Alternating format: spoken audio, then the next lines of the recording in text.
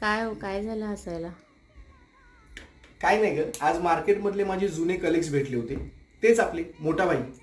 तर त्यांचा टॉपिक सुरू होता नेहमीप्रमाणे भाव भगवानचे. 24 तास ते लोक स्टॉक मार्केटमध्ये मेंटली आणि फिजिकली इन्व्हेस्टेड राहतात. आणि हेच ऑफिसवरून रिटर्न येताना काही मराठी युवा मुलं मला रस्त्यात मिळाली, ज्यांचा टॉपिक सुरू होता की भाऊ म्हणजे देव माणूस आहे. त्यावेळी मला कळालं की आपली मराठी मुलं हे कोणत्या तरी राजनैतिक भाऊला, दादाला, भैयाला देव माणूस म्हणजेच भगवान समजून बसलेत. आणि तेच मोठाबाईसारखे लोक स्टॉक मार्केटमध्ये 24 तास इन्व्हेस्टेड आहेत. तर मित्रांनो, स्टॉक मार्केटमध्ये नॉलेज घ्या, स्टॉक मार्केट शिका, स्वतःची आर्थिक प्रगती करा, फायनान्शियल टार्गेट्स अचीव करा.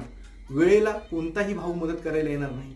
स्टॉक मार्केट खूप इझी आहे. ते शिकण्यासाठी आपल्या चॅनलला लाईक, शेअर, सबस्क्राईब करायचं विसरू नका. जय भीम, जय शिवराय.